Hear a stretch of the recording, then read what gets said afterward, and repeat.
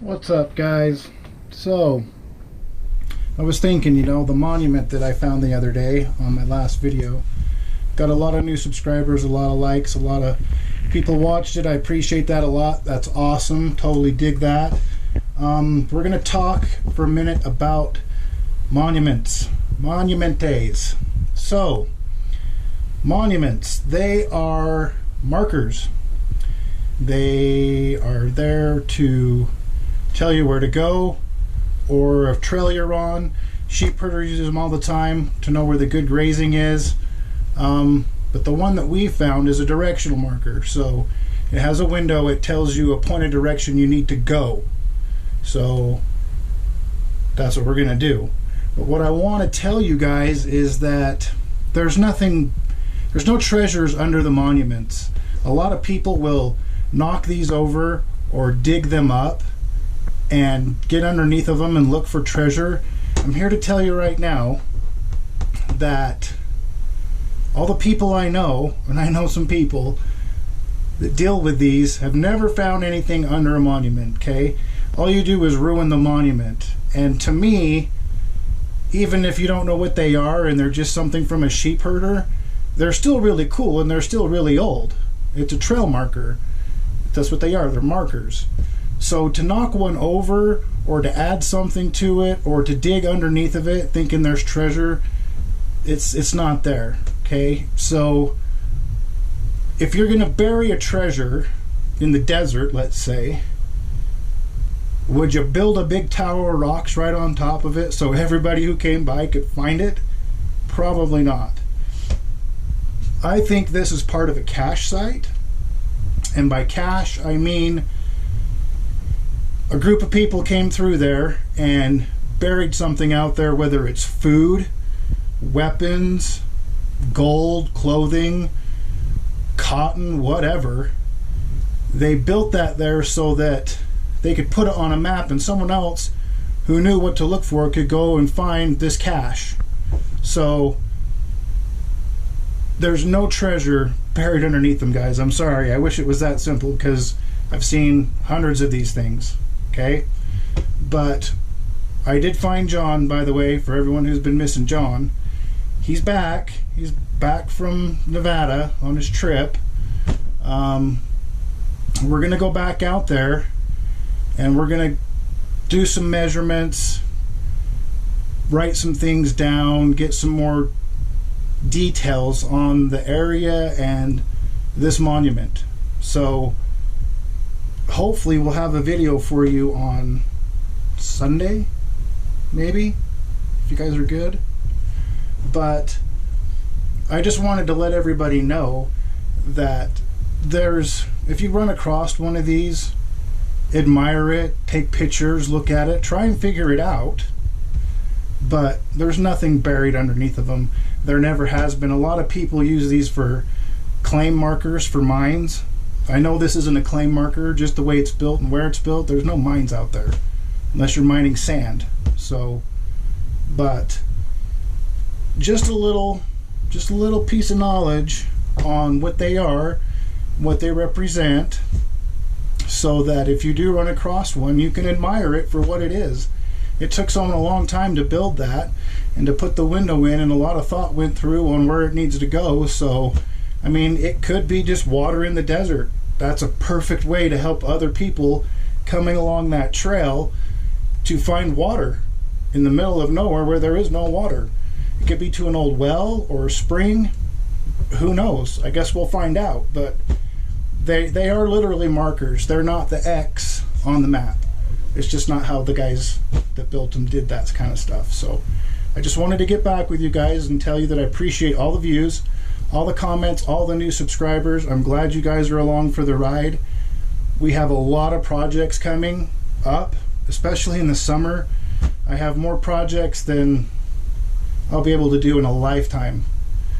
Just information keeps coming in and in with our group, and we just find time here and there to go do these. And we've been doing it anyway for a while, so we just thought we'd start, well, I thought I would start videotaping some of this stuff and bringing you guys along so you can experience, especially for my viewers who are not in the West, who are out of the country, in the UK or the Ukraine or wherever, if you don't have this Wild West stuff around you and it's something that you enjoy, it's for you guys. I mean, I enjoy it all the time, so why not share that experience with you guys, right? So you can come along and you can see the beauty of the desert. A lot of people don't think the desert is a very pretty place. I love the desert. It's so quiet.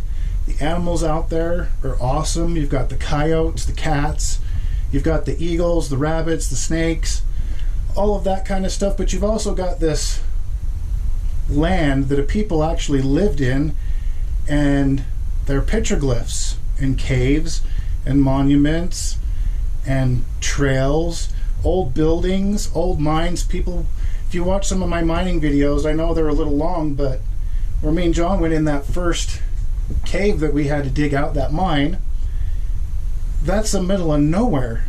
I mean, you'd have to be pretty strong people to go out in the middle of the desert and start a mine when you're hundreds of miles away from anywhere, and build a house and set up shop. I mean, that took a lot of guts to do that. So I admire the desert because it's such a harsh environment, right, guys? It's, you don't have all the trees and the river running through right there and the shade and all these materials to build with. I mean, when I go out in the desert, and if we do overnighters, we have to bring all our wood because there's no wood in the desert. And you can't just burn sagebrush, but there's no wood, there's no trees, there's nothing there. What you bring is what you have, so, including water. So we take lots of water. Like me and John in our trucks, we carry tons of water. Just because it's so remote, if we break down out there, 300 miles is a long way to walk. Especially if it's going to take you about 6 gallons of water to walk that far. That's a lot of weight to carry, right? So it's a harsh environment, but that's why I love it, because you have to be so strong and strong-willed to go out there and risk everything, right? To go make a living, make a fortune doing sheep, mining. There's wild horses all over out there that people try to go and round up, and somehow they survive. And that's basically why I love the desert. And I hope you guys can appreciate it for that. I did talk to one of my nieces over the holidays, and I hope you guys all had a good holiday and a good new year. But she found some petroglyphs up on some hills past her house that she was walking around and found, and I've never seen them. I didn't even know there was anything over there. So I told her, hey, when you get some time, call me and I'll drive down for a day or two and we can go check them out, and we'll get some video of that and we'll send them off to the guys and have them tell us what they mean. It could be another marker for a cache, or it could be an Indian burial marker, but it's somebody telling their story in a harsh environment on a rock that says, you know, we were here, this is what we did. And I think that's awesome. I do like the woods too. We have plenty of mountains and plenty of woods, but that's all summer stuff, right? The desert I can still kind of get into during the winter, and it's not as hot as in like going out there in July looking for this stuff.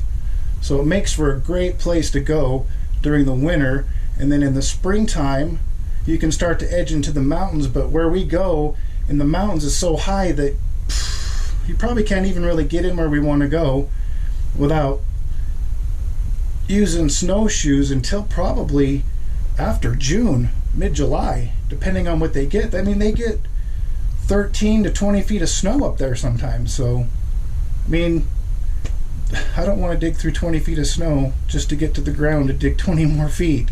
You know what I mean?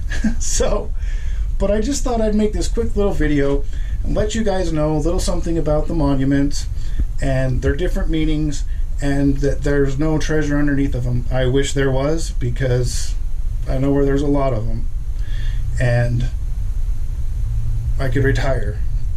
But they're not there. So if you do come across one, enjoy them. If you want, share it with me and send me your story, and I can share it on my page, and I can help you maybe figure out the area and what it could represent. Like I said, we have a group that just does research, That's all they do. And there's a couple websites you can go to. Tescoro.com is a really good one, and my friend Dan runs that. And I'll put a link on that in the video after me and John go back out there Saturday. And you can go check out Dan's site, and he can show you, and he will talk. He has things on there he talks about as far as monuments, petroglyphs, ancient civilizations all over Utah, the U.S. Lots of stuff on Jesse James, Butch Cassidy, all that kind of stuff, guys. Really great website, and there's a lot of good information on there. So I will post that Saturday after me and John go get rich, unless we really do get rich, and then you'll never hear from me again. I'll be in like Panama or Mexico or Canada. Probably Canada. Thanks, guys. See you on the next one.